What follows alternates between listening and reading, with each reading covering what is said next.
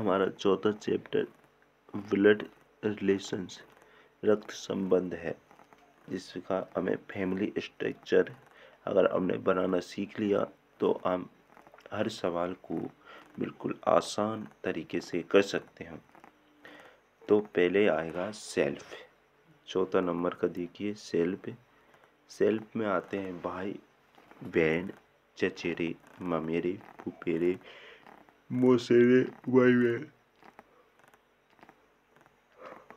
भांजी, साला, साली, जीजा, देवर, नंद, देवरानी, जेठानी।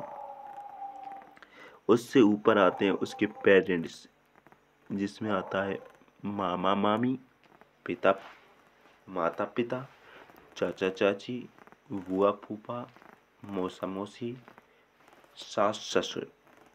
और उसके भी ऊपर आते हैं ग्रैंड पेरेंट्स, जो होते हैं दादा दादी और नाना नानी।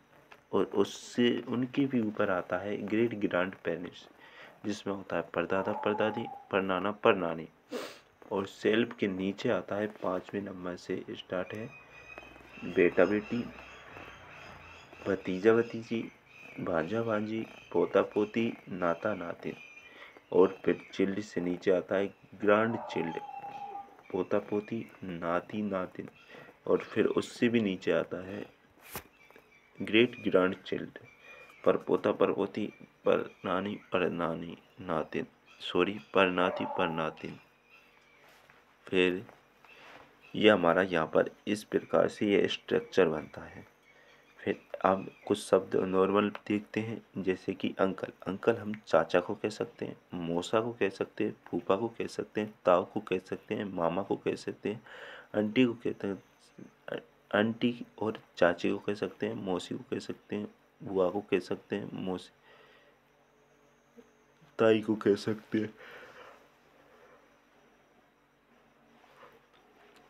और फादर इन लॉ ससुर को कहते हैं, मदर इन लॉ साला सासू माँ को कहा जाता है। और ब्रदर इन लॉ साला या जेठ देवर जीजा को कहा जाता है, brother in law. Sister in law साली, जेठानी, देवरानी आदि को कहा जाता है।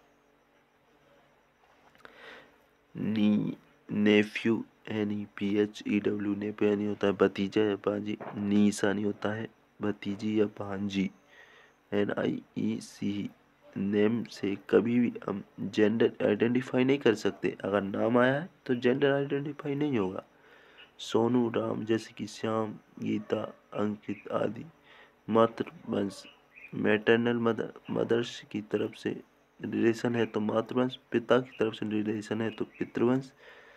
अगर व्यक्ति personal male female not clear, व्यक्ति से मेल फीमेल का पता नहीं चलता। जैसे कि हम इसमें कुछ उदाहरण देखते हैं, A B का भाई है, A मेल है, B फीमेल है या मेल, हमें पता नहीं है।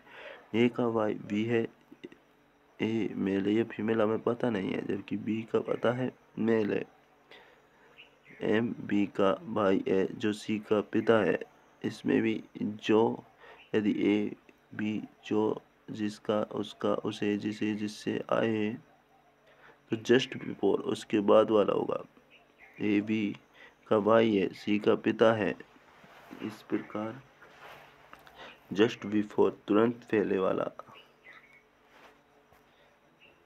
हमारा ये चैप्टर यहीं कंप्लीट होता है।